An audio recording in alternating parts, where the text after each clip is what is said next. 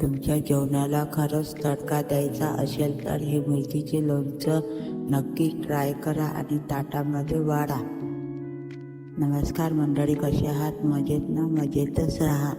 आज मी मिरचीचे लोणचं बनवणार. चला तर बघूया. मिरची मस्त पाण्याने धुवून घेतले आणि स्वच्छ करून कापडाने पुसून घेतले. नंतर आणि बारीक बारीक काप करून घ्यायचे कैचीने किंवा चाकूने. कैचीने सोपी पडेल.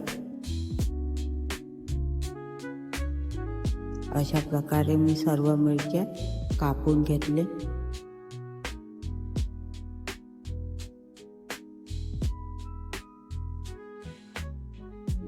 अगोदर मसाला बघायचा. 4 चमचे धणे घेतले, 4 चमचे मोहरी, 2 चमचे सोप आणि 2 चमचे जिरं. हे चांगलं भाजून घ्यायचं. आता कमी पॉवरवर.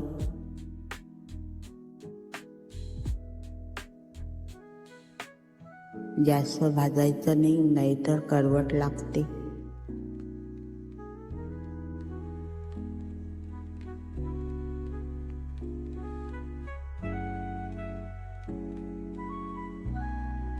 आता हे भाजून झालेलं आहे.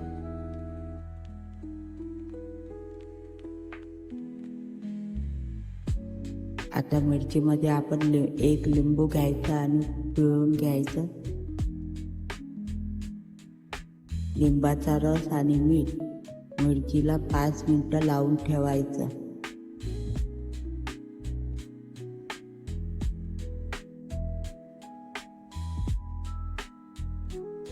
मीठ 1 चमचा, चवीनुसार टाकायचं मीठ.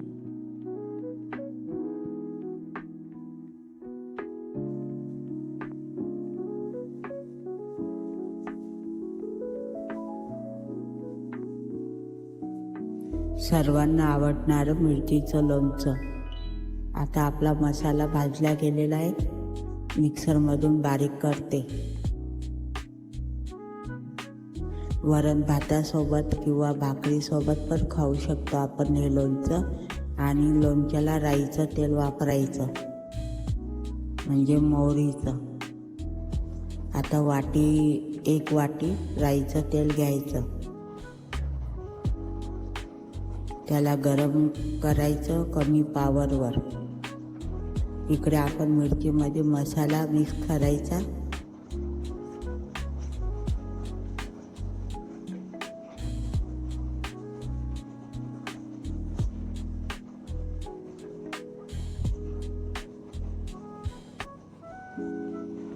तिखट पण होत नाही मिरचीचं लोणचं. आपण त्याच्यामध्ये लिंबू घातलेला आहे. आता त्याच्यामध्ये जाणार आहे 1 चमचा हळद, 1 चमचा तिखट, 1 चमचा हिंग. हे मिक्स करायचं. आता तेल गरम झालेलं. आता बंद करते गॅस. सर्व मिरचीला हा मसाला लागला पाहिजे.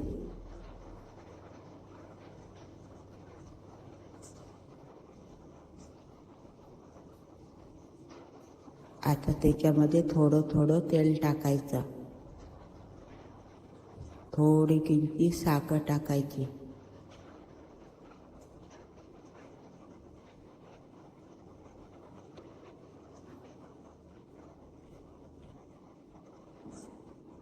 आता थोडं थोडं तेल टाकलेलं.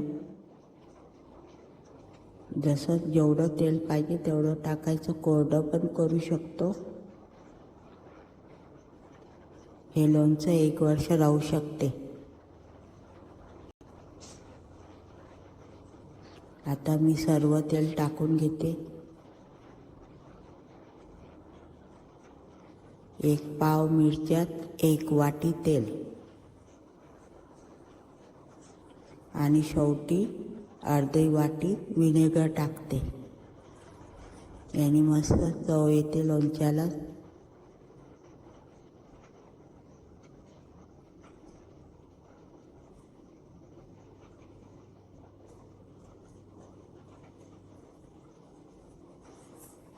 पाहुणे वगैरे आले की ताटामध्ये वाढायचं.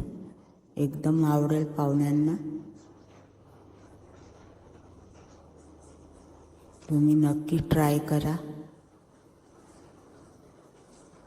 अशा प्रकारे मिरचीचं लोणचं तयार झालेलं आहे. 10 मिनटं थंड करायचं आणि भरणीमध्ये भरायचं. काचेचीच भरणी पाहिजे. कसं वाटलं लोणचं नक्कीच सांगा. किती मस्त कलर आला बघा. अशा पद्धतीने हे लोणचं तयार झालेलं आहे. भेटू नेक्स्ट व्हिडिओमध्ये.